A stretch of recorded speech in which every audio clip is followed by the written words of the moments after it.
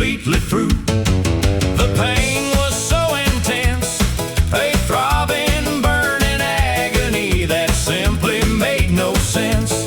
I never can forget that hurt, it lingers in my mind. The sharpest bit of misery that you could ever find. Samantha stopped her clipping with a look of deepest dread and held the silver scissors right above old Tammy's head. Oh dear, Samantha gasped aloud, you need to see a doc.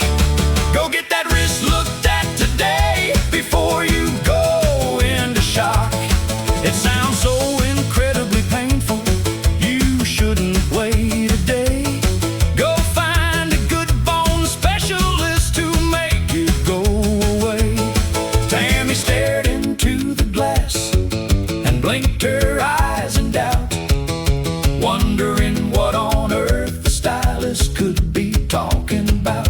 Samantha dear, she said quite slow, I'm 45 today. That bicycle mishap occurred lifetimes and miles away. It healed up 35 years back, it's strong as it can be.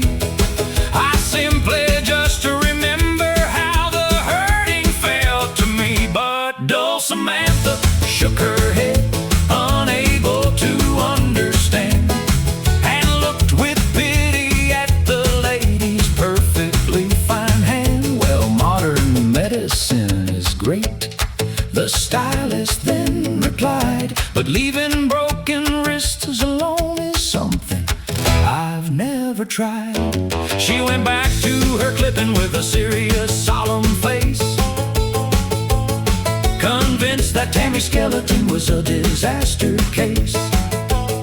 To finish up a haircut style, she grabbed a spray of foam to give the ladies new layers, a polished look to take home. But as she pressed the nozzle down, the bottle gave a pop and sprayed a mountain of white cream. In one explosive drop, it missed the hair completely and hit Samantha in the nose and covered her from chin to chest down to her fancy shoes. She looked just like a snowman who was melting in the heat, with shaving cream and hair clips scattered all around her feet. She blinked through crusts of white foam, a truly foolish sight, while Tammy tried to hide her grin with all her inner might. The haircut was quite lovely, though the stylist was a fool who clearly hadn't learned a thing in any kind of school. Tammy stood up from the chair and brushed the foam away and reached into her purse to find the cash she had to pay. She handed over $50, a giant, massive tip, with a completely straight face and a trembling, smiling lip. She figured that Samantha needed all the help she could get, since styling hair was surely her absolute best career bet. The moral of this story is a lesson sweet and kind.